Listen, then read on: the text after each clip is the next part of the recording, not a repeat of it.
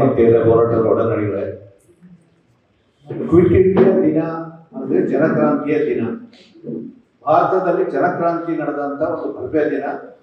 ಇತಿಹಾಸದ ಪರ್ವವನ್ನೇ ಪಲ್ಲಟಗೊಳಿಸಿ ಭಾರತವನ್ನು ಸ್ವತಂತ್ರಗೊಳಿಸಿದಂತ ದಿನ.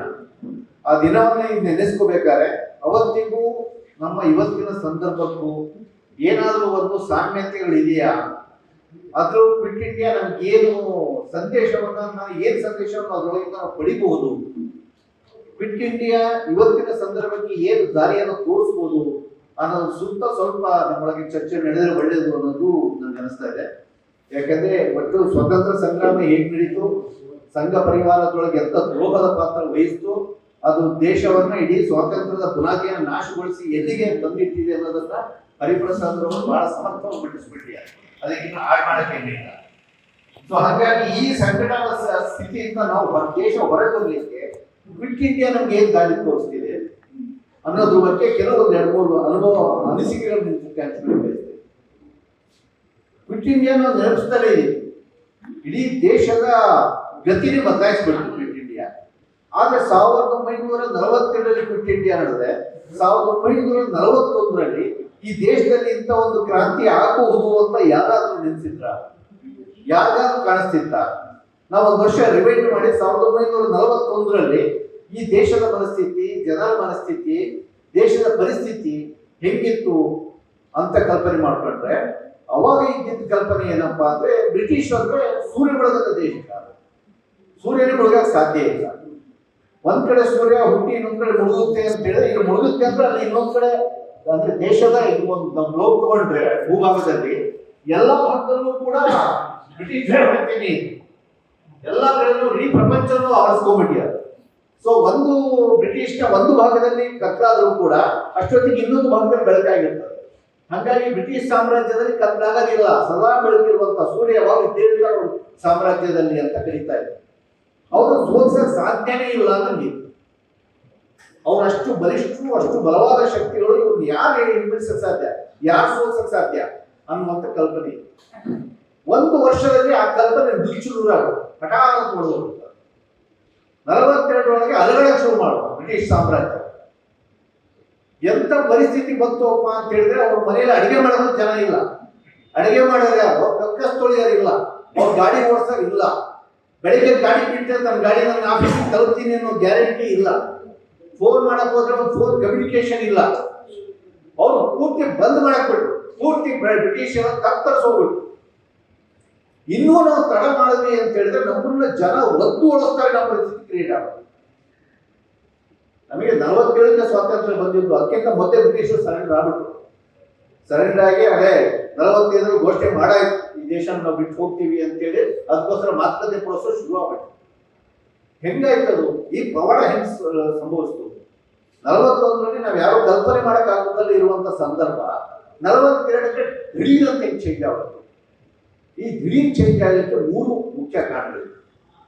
ಒಂದು, ಬ್ರಿಟಿಷ್ನ ದಬ್ಬಾಳಿಕೆ, ದೌರ್ಜನ್ಯ, ಅದು ಮಿತಿ ಮೀರಿ ಜನರಿಗೆ, ಅದು ಏನು ಮಿತಿ ಅಂದ್ರೆ ಮಿತಿ ಮೀರಿ ಹೋಗ್ಬಿಟ್ಟಿತ್ತು ಅವ್ರಿಗೆಲ್ಲ ಕೂಡ. ಒಂದು ವಿಶೇಷವಾಗಿ 2ನೇ ಪ್ರಪಂಚ ಯುದ್ಧ ಶುರುವಾಗಿತ್ತು.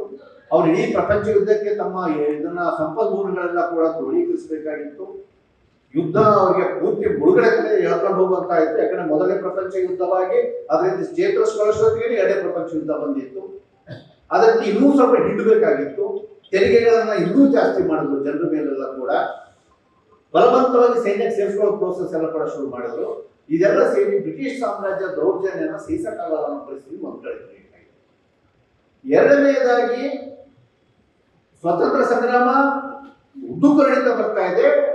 ನಮ್ಗೆ ಅದು ಟಿಪ್ಪು ಪೀರಿಯಡ್ ಹಿಡಿದು ಅನೇಕ, ಅದು ದೊಡ್ಡ ಸರಮಾಲೆನೇ ಇದೆ. 1857 ದೊಡ್ಡ ಸ್ವತಂತ್ರ ಸಂಗ್ರಾಮನೇ ನಡೀತದೆ. ಆದ್ರೆ ಆಮೇಲೆ ಕೂಡ ನಡೆದಂತ ಸ್ವತಂತ್ರ ಸಂಗ್ರಾಮದಲ್ಲಿ ಸಾಕಷ್ಟು ಜನ ಇನ್ವಾಲ್ವ್ ಆಗಿರ್ತೀವಿ. ಆದ್ರೆ ಏಕತೆ ಅನ್ನೋದು ಇರಲಿಲ್ಲ. ಕಾಂಗ್ರೆಸ್ನ ಪಾತ್ರ, ಅವತ್ತಿನ ಕಾಂಗ್ರೆಸ್ನ ಪಾತ್ರ, ಗಾಂಧೀಜಿಯವರ ಪಾತ್ರ ಬಹಳ ಮಹತ್ವದ್ದಾದಂಥದ್ದು ಈ ಪಾತ್ರ. ಅದನ್ನೇ ಹರಿಪ್ರಸಾದ್ ಅವರು ಕೂಡ ಮೆನ್ಷನ್ ಮಾಡಿದ್ರು. ಅವ್ರು ಮಾಡಿದಂತ ಕೆಲಸ ಏನಪ್ಪಾ ಅಂದ್ರೆ, ಮಣಿಗಳು ತುಂಬಾ ಇದ್ವು, ದಾರ ಇರಲಿಲ್ಲ. ಎಲ್ಲ ಮಣಿಗಳನ್ನು ಕೂಡಿಸಿದಾಗ ಮಾತ್ರ ಹಾರ ಆಗ್ತದೆ, ಅದು ದಾರ ಮಾತ್ರ ಮಾಡಕ್ ಸಾಧ್ಯ. ಅದನ್ನೆಲ್ಲವನ್ನು ಕೂಡಿಸೋದು ಬರೀ ಮಣಿಗಳು ತುಂಬಾ ಇರ್ಬೋದು, ಚೆಲ್ಲಾಪಿಲ್ಲಿಯ ಮಣಿಗಳು, ಮುಕ್ತರತ್ನಗಳೆಲ್ಲ ಹರಡಾಡ್ತಿರ್ಬೋದು, ಅದು ಹಾಗಾಗಲ್ಲ. ದಾರ ಇಲ್ಲದೆ ಅದ. ಎಲ್ಲರೂ ಕೂಡಿಸ್ಲೇಬೇಕಾಗಿರ್ಬೋದು. ಕಾಂಗ್ರೆಸ್ ಮಾಡಿದಂತ ಅತಿ ದೊಡ್ಡ ಕೆಲಸ ಏನಪ್ಪಾ ಅಂತ ಹೇಳಿದ್ರೆ, ಎಲ್ಲಾ ಶೇಡ್ಸ್ ಆಫ್ ಬೇರೆ ಬೇರೆ ಬೇರೆ ಇವರು ವಿಚಾರವಂತರು ಏನೇ ಇದ್ರು ಕೂಡ ಸತತವಾಗಿ ಬಿಡುತ್ತಾರೆ.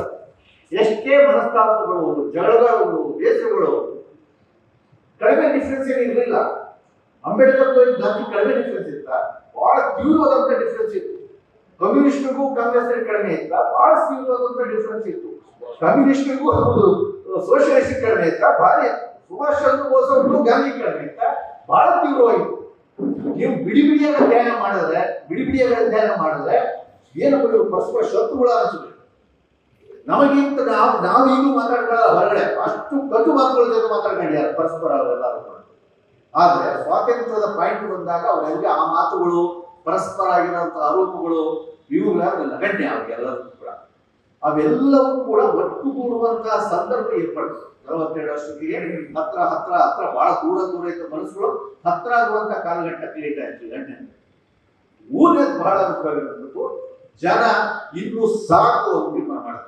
ಸಾಕು, ಎನಫ್ ಅಂತೀವಲ್ಲ, ಎನಫ್ ಈಸ್ ಎನಫ್, ಸಾಕು, ಇನ್ನು ಸಹಿಸಕ್ಕಾಗಲ್ಲ ಅನ್ನೋ ತೀರ್ಮಾನ ಬಂತು. ಈ 3 ಪಾಯಿಂಟ್ಗಳು ಕಲ್ಮಿನೇಟ್ ಆದ ಒಂದೇ ಪಾಯಿಂಟ್. ಹಂಗಾಗಿ ಅದು ಆ ಒಂದು ಕರೆಬೇಕಾಗಿತ್ತು ಅಷ್ಟೇ, ಜೊತೆಗೆ ಒಂದು ವಿಶ್ವಾಸದ ಒಂದು ಕರೆಬೇಕಾಗಿತ್ತು. ಕಾಂಗ್ರೆಸ್ ಬ್ರಿಟಿಷರೇ ದೇಶ ಬಿಟ್ಟು ತೊಲಗಿ ಅನ್ನುವಂಥ ಒಂದು ವಾಕ್ಯ ಬೇಕಾಗಿತ್ತು ಜನರಿಗೆ ಅಷ್ಟೇ. ಅದು ವಾಕ್ಯ ಹೊರಗೆ ಬಿದ್ದ ತಕ್ಷಣ ಸಂದರ್ಭಕ್ಕೆ ಕಾಯ್ತಿದ್ದೇನೋ ಅನ್ನೋಕ್ಕೆ ಮುಗಿಬಿದ್ರು ಎಲ್ಲ ಜನ ಎಲ್ಲ ಅಷ್ಟೇ. ಆಮೇಲೆ ಯಾರು ಕೂಡ ಕ್ವಿಟ್ ಇಂಡಿಯಾ ಮೂವ್ಮೆಂಟ್ ಯಾರು ಕಂಟ್ರೋಲ್ ಮಾಡೋಲ್ಲ, ಯಾರು ನಡೆಸಿಲ್ಲ, ಏನಿಲ್ಲ, ಅದು ನಡೀತಷ್ಟೇ. ಅದನ್ನ ಜನ ಎಲ್ಲ ಸ್ವಯಂ ಪ್ರೇರಣೆಯಾಗಿ ಅವರವರೇ ನಾಯಕರುಗಳು ಕರೆ ಮಾತ್ರ ಅಷ್ಟೇ ದೇಶಕ್ಕೆ. ಮಿಕ್ಕಂತ ಎಲ್ಲ ಕೂಡ ಬೋಧ್ ಬೆರೆಸಿ ರಸ್ತೆಗೆ ಹಿಡಿದು ದೇಶದ ಇತಿಹಾಸ ಅನ್ನೋದನ್ನು ಬಲ್ಲದು. ಅದೇ ರೀತಿಯಲ್ಲಿ ನಾವು JP ಮೂವ್ಮೆಂಟ್ ನೋಡಿದಾಗಲೂ ಕೂಡ ಇಂಥದ್ದೊಂದು ಆಗಬಹುದಾ, ಇಂಥದ್ದು ದೊಡ್ಡ ಜನಾಂದೋಲನ ಆಗ್ಬೋದಾ, ಯಾವ ನಿರೀಕ್ಷೆ ಮಾಡಿರಲಿಲ್ಲ. ಸ್ವಾತಂತ್ರ್ಯದ ಕನಸುಗಳು ಪೂರ್ತಿಗೊಂಡಿಲ್ಲ ಅನ್ನುವಂಥ ಅಸಮಾಧಾನ ಮನಸ್ಸಲ್ಲೆಲ್ಲ ಕೂಡ ಇತ್ತು. JP ಮೂವ್ಮೆಂಟ್ ಅಂತ ಹೇಳ್ತೀವೋ ಬೇಸಿಕಲಿ ಸ್ಟೂಡೆಂಟ್ ಮೂವ್ಮೆಂಟ್ ಫಸ್ಟ್. ಅದ ಎಲ್ಲ ಹೋರಾಟ ನಡೀತಿತ್ತು, ಭೂ ಹೋರಾಟ ನಡೀತಾ ಇತ್ತು, ಕಾರ್ಮಿಕರ ಹೋರಾಟ ನಡೀತು, ಎಲ್ಲ ನಡೀತಿತ್ತು. ಆದ್ರೆ ವಿದ್ಯಾರ್ಥಿ ಹೋರಾಟ ದೊಡ್ಡ ಚಾಲನೆ ಇತ್ತು. ಮೀಸಲಾತಿ ಹೋರಾಟ ನಡೀತಾ ಇತ್ತು, ಎಲ್ಲ ಹೋರಾಟ ನಡೀತು. ಬಟ್ ಈ ಹೋರಾಟಗಳೆಲ್ಲ ಕೂಡ ಕಲ್ಮಿನೇಟ್ ಆದ. JP ಮೂವ್ಮೆಂಟ್ ಅಂದ್ರೆ JP ಅವರು ಮಾಡಿದ್ದ ಕೆಲಸ ಏನು, JP ಅವರು ಮಾಡಿದ್ದ ಕೆಲಸ ಎಲ್ಲದನ್ನು ಒಟ್ಟುಗೂಡಿಸೋನು ಅಂತ. ಅದರಲ್ಲಿ ನಮ್ಮ ಕಡೆಯಿಂದ ವಿಮರ್ಶೆ ಮಾಡ್ತೀವಿ, ಸರಿಯೋ ತಪ್ಪೋ ಇನ್ನೂ ಇತಿಹಾಸಕ್ಕೆ ಬಿಡಬೇಕು ಅದನ್ನೆಲ್ಲ ಕೂಡ. ಅಂದ್ರೆ RSS ಸಂಘ ಪರಿವಾರವನ್ನು ಸೇರಿಸ್ಕೊಂಡು ಆ ಹೋರಾಟದಲ್ಲಿ ಆ ಅತಿರೇಕದಿಂದ ಇನ್ನೊಂದು ಅತಿರೇಕ ತನಕ ನಕ್ಸಲೈಟ್ಸ್ ತನಕನೂ ಕೂಡ ಅಲ್ಲಿಗೆ ಅದು ಎಲ್ಲರೂ ಒಟ್ಟುಗೂಡಿಸಿದ ಕರೆಕ್ಟ್. ಅಲ್ಲಿಂದ ಮಿತಿ ಹೋಗ್ಬಿಟ್ಟು RSS ಅವ್ರನ್ನ ಎಲ್ಲರೂ ಕರ್ಕೊಂಡ್ಬಂದು ಬೆಟ್ಮೇಲೆ ಅಲ್ಲಿ ಒಳಗಡೆಯಿಂದಲೇ ಬಂದು ಅವರು ಅದನ್ನ ಈ ಚಳುವಳಿನ ಬಳಸ್ಕೊಂಡು ಮೇಲ ದೊಡ್ಡ ಸಂದರ್ಭ ಕ್ರಿಯೇಟ್ ಆಯ್ತು. ಆ ಸಂದರ್ಭ ಸರಿಯಾಗಿ ಹ್ಯಾಂಡಲ್ ಮಾಡೋಕ್ಕಾಗಲಿಲ್ಲ. ಹಾಗಾಗಿ ಅದು ಮತ್ತೆ ಒಂದು ಇದು ಈಗ ಇದನ್ನ ಯಾಕೆ ಹೇಳೋದನ್ನ ನಾವು ತಗೊಳ್ಬೇಕಾಗಿದೆ ಅಂತ ಹೇಳಿದ್ರೆ, ನಾವು ಮತ್ತೊಂದು ಅಂತರೇ ಪರ್ವದಲ್ಲಿ ಮುಂದೆ ನಿಂತಿದ್ದೇವೆ. ಇವ್ರು ಎಂಥ ದೇಶನ ಹಾಳು ಮಾಡಿದ್ದಾರೆ, ಎಂಥ ಸರ್ವಾಧಿಕಾರಿಯಾಗಿ ಬೆಳೆದಿದ್ದಾರೆ, ಏನೇನ್ ಮಾಡ್ತಾರೆ, ನನ್ಗೆ ಎಷ್ಟು ಮಾತಾಡಕ್ಕೆ ಮುಗಿಯಲ್ಲ. ಆದ್ರೆ ಇದೇ ಸಂದರ್ಭದ ಇನ್ನೊಂದು ಮುಖವನ್ನು ನಾವು ನೋಡಬೇಕು. ಅಂದ್ರೆ ಅವ್ರೇನು ಕಂಫರ್ಟಬಲ್ ಆಗಿದಾರ, ಕಂಫರ್ಟಬಲ್ ಪವರ್ ಇದಾರ, ಜನಮನ್ನಣೆ ಎಲ್ಲ ಅವ್ರ ಜೊತೆ ಇದಾರ. ಈ ದೇಶದಲ್ಲಿ ಒಂದು ಡೆಮೊಕ್ರೆಟಿಕ್ ಎಲೆಕ್ಷನ್ ನಡೆದು ಬಿಟ್ರೆ 2029 ಗೆಲ್ತಾರ. ಯಾರಿಗಾದ್ರೂ ಅನಿಸ್ತದೆ 2029 ಗೆಲ್ಲಬಹುದು ಅಂತ? ಎಲ್ಲ ಸಾಧ್ಯನೇ ಇಲ್ಲ, ಸಾಧ್ಯವಾದ. ಅವ್ರು ನಿಜ ಹೇಳಿದ್ರೆ 24ರಲ್ಲಿ ಗೆದ್ದಿಲ್ಲ. ಅವರು 24ರಲ್ಲಿ ನಿರ್ಣಾಯಕ ಹೋಗಿ ಸೋತಿದ್ದಾರೆ. ಆಕ್ಚುಲಿ ಅವರು 420 ಅಂತ ಏನ್ ಕೊಡೋದು, 420 ಅಲ್ಲ 272 ನೋಡ್ಲಿಲ್ಲ. ಏನ್ ಸರ್ ತರಲಿಲ್ಲ. ಅದು ಅವರು ಈ ಅವಕಾಶವಾದಿಗಳಂತಹ ನಿತೀಶ್ ಮತ್ತೆ ಚಂದ್ರಬಾಬು ನಾಯ್ಡು ತಗೊಂಡು ಅವರು ಎರಡು ಸೆಕ್ಷನ್ ಊರುಗಳ ಇಟ್ಕೊಂಡು ಹೋಗಿ ಬಂದರು. ಅದರಲ್ಲೂ ಕೂಡ 79 ಕಾನ್ಸ್ಟಿಟ್ಯೂನ್ಸಿ ವೋಟ್ ಚೋರಿ, 79 ಕಾನ್ಸ್ಟಿಟ್ಯೂನ್ಸಿಯಲ್ಲಿ ವೋಟ್ ಚೋರಿ ಮಾಡಿ ಇವರಿಬ್ರು ಅವಕಾಶವಾದಿಗಳು ತಗೊಂಡು ಹೋಗಿ ಬಂದರು. ಅಲ್ಲಿಗೂ ಕೂಡ ಅವರು ನಿರ್ಣಾಯಕ ಸೋತಿದ್ರು. ಇವತ್ತು ಪರಿಸ್ಥಿತಿ ಹೆಂಗಿದೆಯಪ್ಪ ಅಂದ್ರೆ ಅದಕ್ಕಿಂತಲೂ ಬಹಳ ಕೆಟ್ಟ ಪರಿಸ್ಥಿತಿಯಲ್ಲಿದೆ. ಆಕ್ಚುಲಿ ಬಿಜೆಪಿ ಮತ್ತು ಇದೆಲ್ಲ ಕೂಡ ಭಯಂಕರ ಕೆಟ್ಟ ಪರಿಸ್ಥಿತಿಯಲ್ಲಿದೆ. ಇಡೀ ರೈತ ಕುಲ ವಿರುದ್ಧ ತಿರುಗಿದ್ದಾರೆ. ಕಾರ್ಮಿಕರು ತಿರುಗಿ ಬಿದ್ದಿದ್ದಾರೆ, ನರೇಗಾ ವರ್ಕರ್ಸ್ ತಿರುಗಿ ಬಿದ್ದಿದ್ದಾರೆ, ಆದಿವಾಸಿಗಳು ತಿರುಗಿ ಬಿದ್ದಿದ್ದಾರೆ, ಎಲ್ಲ ಅಂಬೇಡ್ಕರ್ವಾದಿಗಳು ತಿರುಗಿ ಬಿದ್ದಿದ್ದಾರೆ, ಸೋಷಿಯಲಿಸ್ಟು ಕಮ್ಯುನಿಸ್ಟು ಎಲ್ಲ ಕೂಡ ವಿರುದ್ಧವಾಗಿ ಇದ್ದೇ ಇದ್ದಾರೆ ಅವರೆಲ್ಲರೂ ಕೂಡ. ಅಷ್ಟೇ ಅಲ್ಲ, ಈ ದೇಶದ ಯುವಜನ ಏನು ಮಾಡ್ತಿಲ್ಲ, ಏನು ಮಾಡ್ತಾ ಇಲ್ಲ, ಎಲ್ಲ ಅವರ ಸೋಷಿಯಲ್ ಮೀಡಿಯಾದಲ್ಲಿ ವಾಟ್ಸಪ್ ಅಲ್ಲಿ ಮುಳುಗೋಗ್ಬಿಟ್ಟಿದ್ದಾರೆ ಅವರು ಅಂತ ಎಲ್ಲ ಬಣ ಅಂತ ಎಲ್ಲ ನಮ್ಮಲ್ಲಿ ಸುಮಾರು ಜನ ಮಾತಾಡ್ತಾರೆ. ಅದೆಲ್ಲ ನಿಮ್ಮೆಲ್ಲ ಹಿರಿಯರ ಕಲ್ಪನೆ ತಪ್ಪು ಅನ್ನೋದು ಯುವಜನ ಅಂತ ತೋರಿಸ್ತಾರೆ.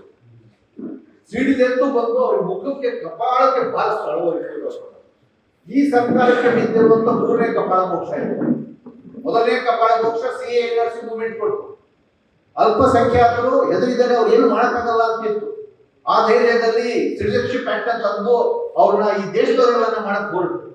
ಅದು ಎಂತ ಪ್ರಬುದ್ಧವಾಗಿ ಅಲ್ಪಸಂಖ್ಯಾತ ಸಮುದಾಯ ಬಂತು, ಯಾರು ನಿರೀಕ್ಷೆ ಮಾಡಲಿಲ್ಲ. ಅವ್ರೇನಲ್ಲ ಹೋಗ್ಬಾರಂತ ಬರ್ಲಿಲ್ಲ, ಹಸಿರು ಜೆಂಡ ಹಿಡ್ಕೊಂಡು ಬರ್ಲಿಲ್ಲ.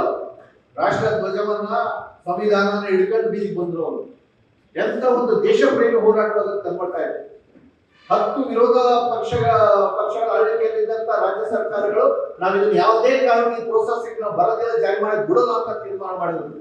ಅವ್ರು ಇಡೀ ಪ್ರಾಜೆಕ್ಟ್ ಫ್ಲಾಪ್ ಆಗಿ ಬಂತು. ಕೋವಿಡ್ ಕಾರಣ ಕೊಟ್ಬಿಟ್ಟು ವಾಪಸ್ ಹೋದ್ರು. ಮತ್ತೆ ಕೋವಿಡ್ ಅಲ್ಲೆಲ್ಲ ಕೂಡ ಇದರಲ್ಲಿ ಒಳ್ಳೆ ಸಮಯ ರೈತರ ಭೂಮಿಯನ್ನ ಮತ್ತು ಬೆಳೆನ ವಶಪಡಿಸ್ಕೊಳ್ಳೋಣ, ನಮ್ಮ ಅದಾನಿ ಅಮ್ಮನಿಗೆ ಕೊಟ್ಬಿಡೋಣ ಅಂತೇಳಿ 3 ಕೃಷಿ ಕಾಯ್ದೆಗಳು ತಂದ್ರು. ಅಂತ ಕೋವಿಡ್ ಸಂದರ್ಭದಲ್ಲಿ ರೈತರು ಅಂತ ಒಂದು ಐತಿಹಾಸಿಕ ಹೋರಾಟ ಮಾಡಿ ಇನ್ನೊಂದ್ಸರಿ ಬಂದವರ ಅಧಿಕಾರದ ಗಿಲ್ಲಿಯ ಕುಕ್ಕಿ ನಡಿಕೊಂಡು ಕೂತ್ಕೊಂಡ್ರು. 275 ಜನ ಆತ್ಮಾಹುತಿ ಮಾಡ್ಕೊಂಡು ಕೊನೆಗೆ 56 ಇಂಚು ಕುಗ್ಲೇಬೇಕಾಯಿತು. ಟಿವಿನಲ್ಲಿ ಬಂದು ಕ್ಷಮೆ ಕೇಳಿ, ರೈತರ ಹತ್ರ ಕ್ಷಮೆ ಕೇಳಿ 3 ಕಾಯ್ದೆಗಳನ್ನು ತಗೊಂಡೋಗ್ಬೇಕು ಬಂತು. ಈ ಸರಿ 3ನೇ ಸರಿ ಆಯ್ತು. ಮತ್ತೆ ಸಾಧ್ಯನೇ ಇಲ್ಲ, ರಾಜೀನಾಮೆ ಕೂಡ ಪ್ರಶ್ನೆನೇ ಇಲ್ಲ ಅನ್ನೋದಿದ್ರು. ಕೊನೆಗೆ ಬಗ್ಗೆ ಬರ್ಬೇಕಾಯ್ತು, ಮತ್ತೆ ವಾಪಸ್ ತಗೋಬೇಕಾಯ್ತು.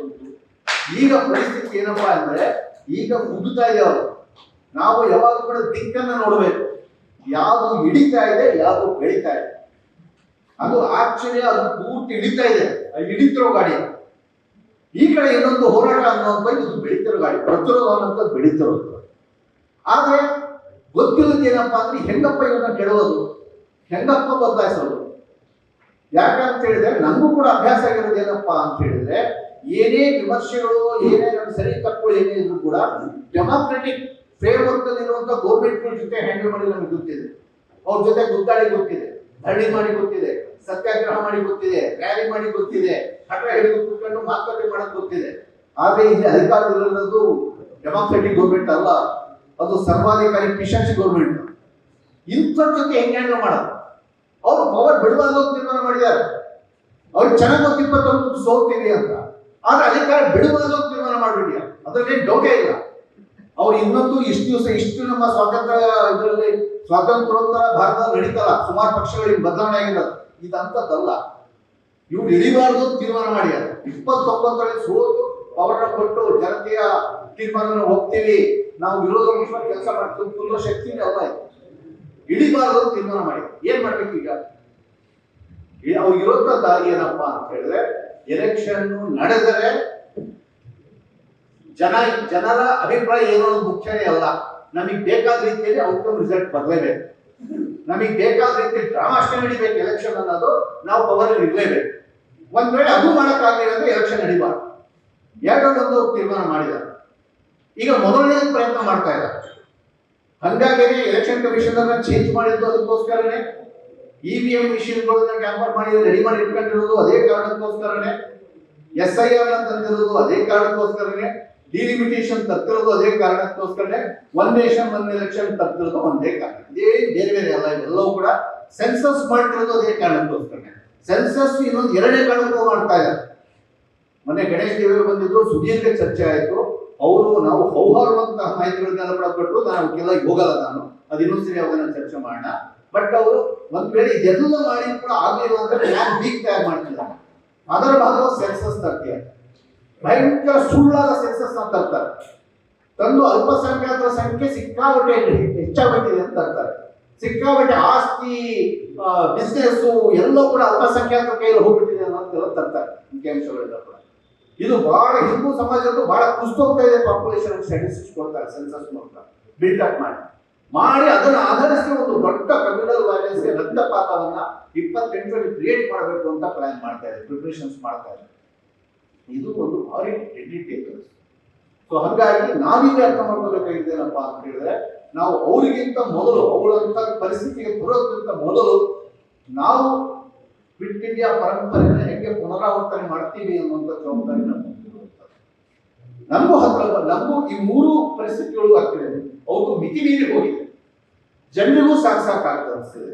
ಈಗ ಇರುವಂತ ಗೇಮ್ ಏನಪ್ಪಾ ಅಂತ ಹೇಳಿದ್ರೆ, ವಿರೋಧ ಮಾಡೋ ಶಕ್ತಿಗಳು ನಾವು ಎಷ್ಟು ಬೇಗ ಒಂದಾಗ್ತೀವಿ, ನಾವೆಷ್ಟು ಒಂದು ದೊಡ್ಡ ಶಕ್ತಿ ಆಗ್ತೀವಿ.